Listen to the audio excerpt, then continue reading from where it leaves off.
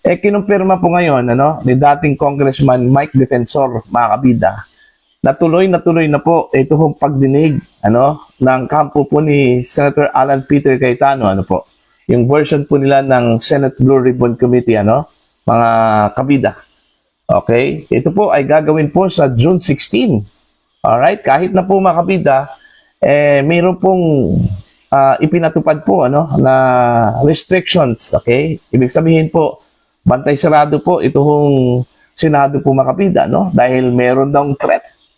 So, ibig sabihin po, bawal hong magkaroon po ng pagdinig dyan, mga kabida. Kung hindi po, kabilang dun ho sa block po ni Senator Erwin Gatchalian po, mga kabida. Okay?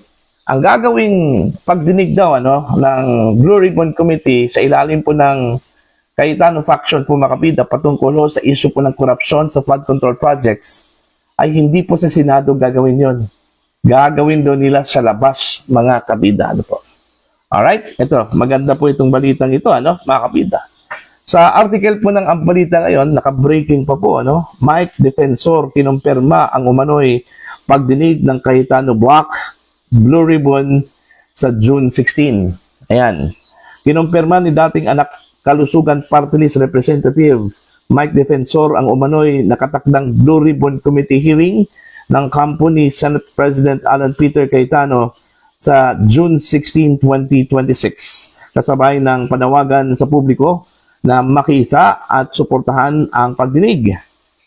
Sa isang social media post, inilatag ni Defensor ang detalye ng hearing na nakatakdang gaganapin sa Double Gem EDSA Garden Event Place alas 10 ng umaga. Okay? Ito yung sinabi po ni Defensor po, mga kabida. Tinatawagan ang lahat ng ating mga kababayan na makiisa at suportahan ang gaganaping Blue Ribbon Committee hearing, ani Defensor. Kapansin-pansin na ang nakasaad na venue ng pagdinig ay ang Double Gem EDSA Garden Events Place, isang lokasyong nasa labas ng Senate Building. Ito rin ang pagdinig na inuugnay sa kampo ni SP Cayetano na patuloy na nagsasagawa ng hiwalay na investigasyon sa gitna ng nagpapatuloy na sigalot sa Senado kaugnay ng liderato at kontrol ng Blue Ribbon Committee. Inikayat din ni Defensor ang publiko na suportahan ang tinatawag na Brave 18, karagdagang 14 na mga testigo at mga senador na kabilang sa grupo ni SP Cayetano. Suportahan natin ang Brave 18, ang karagdagang 14 at ang ating mga senador na sina Alan at Pia Cayetano, Marcoleta, Amy, Camille at Mark Villar, Padilla, Ligarda, Estrada, Go, Villanueva at De La Rosa. Matatandaang iginiit ng kampo ni Cayetano na dapat magpatuloy ang kanilang flood control investigation at marinig ang lahat ng testigo. Sa pagtatapos ng kanyang panawagan, muling binigyang diin ni Defensor ang layunin ng pagdinig. Suportahan natin ang paglabas ng katotohanan. Ayon. So, yun po, kumpirmado daw, mga kabida. Sabi po ni Defensor, na meron po pagdinig po, na magaganap po, mga kabida, sa labas po ng Senado. Okay? Ito hong version po ng Senate Blue Ribbon Committee po, mga kabida, under Cayetano faction o Cayetano block, mga kabida. Okay? Kung matatandaan po ninyo, mga kabida, meron pong ikinalat po, na balita, ito hong Gatchalian block, mga kabida, sa tulong din ng National Bureau of Investigation, At ito daw ay naglalagay daw, mga kabida, ng peligro, hindi lang po sa institusyon, kundi pati na rin, mga kabida, sa mga senador at mga empleyado nito, mga kabida, Kaya una po, iminuwangkahi po, mga kabida, ni dating Senate President Tito Soto, na i-lockdown ito hong Senado, mga kabida. Subalit, ang nanaig po dito, yung panukala po, ni Senator Win Gatchalian, mga kabida, na hindi nilang po papasukin ito hong mga empleyado, kundi magkakaroon po, mga kabida, ng work from home arrangement. Okay? Mga kabida, while todo bantay po, mga kabida, itong USAA at iba pang puwersa, no, dito sa Senado. So, doon pa lang, makikita mo na, mga kabida, okay, at mararamdaman mo na, no, na wala kong pwedeng pumasok dyan sa loob. Okay, kung hindi po otorisado po, mga kabida, ng bagong Senate leadership, ano, ng kampo po ni Senator Win Gatchalian, ano, mga kabida. Kaya siguro, naisipan po ng kampo po ni Marcoleta, mga kabida, at Senator Alan Peter Cayetano, ano, na wag na lang po sa Senado gawin yung pagdinig, ano, kundi sa iba. Sa labas na lang po, ano, pwede naman po yun. Marami naman pong mga pagkakataon po, mga kabida, no, na ang mga pagdinig ginawa po sa labas po ng Senado po, ano, mga kabida, no. Okay? Ang importante lang po dito maisiwalat lang po daw, ano, mga kabida, ito hong mga sasabihin po ng mga testigo, lalong-lalo na po, ito hong bagong 14 ex-soldier, ano, mga kabida, mga dati hong mga sundalo daw ito. Okay? Natitestigo po, mga kabida, ano po, laban ho dito sa korupsyon, okay, na nangyari po, ano, mga kabida.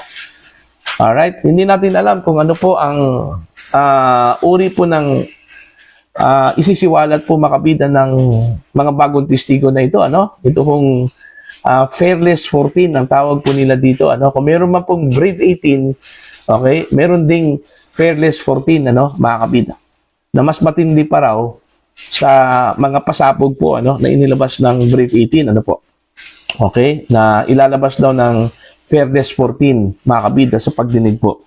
Okay? Maliban po dito sa 14, meron pa pong 7. Okay? May 7 pa, mga kabida, no? Ang dami pa pala. Okay? Sila daw yung magsasabi po ng katotohanan, mga kabida, no po. Alright?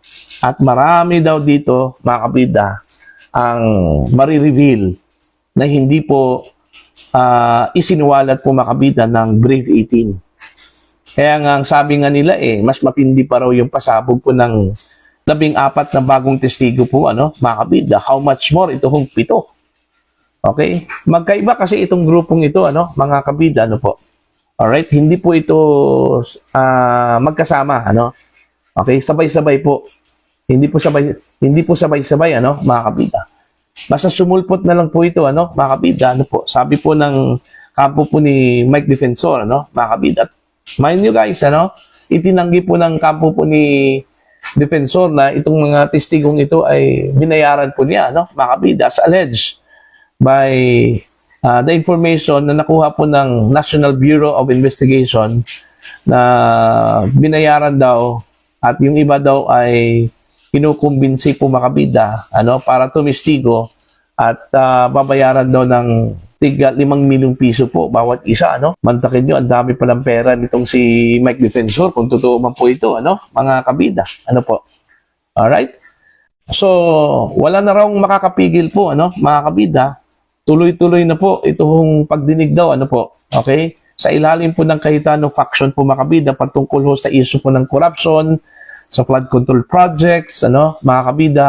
Ito hong money delivery scheme, gamit po ang maleta po, ano, mga kabida, na puno po ng pera, no?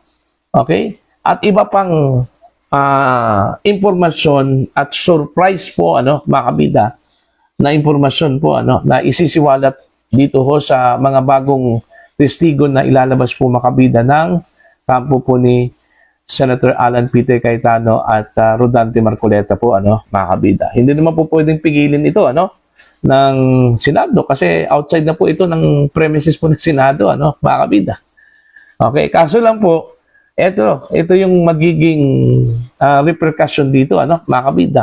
Considering itong faction po ni Cayetano ay hindi po ito sanction at authorized ng bagong liderato po, ano, mga kabida. So most probably, yung lahat ng mga sasabihin po dito, okay, mula sa mga testigo, mga kabida, even from the senators themselves, ano, mga kabida, ay hindi po ito official. Okay, pag hindi po official, mga kabida, okay, ito po yung delikado po. Maaari daw silang kasuhan ho dito, ano, mga kabida. Wala hong immunity po dito. Okay, walang parliamentary immunity na ibibigay po, mga kabida, ano po, dito sa mga bagong testigo, ano po. Kasi hindi daw ito sanction, mga kabida, ng bagong liderato po dyan po sa Senado, ano? Okay? Now, kung hindi po ito sanction mga kabida, hindi po otorisado, maaari po silang kasuhan po. Okay?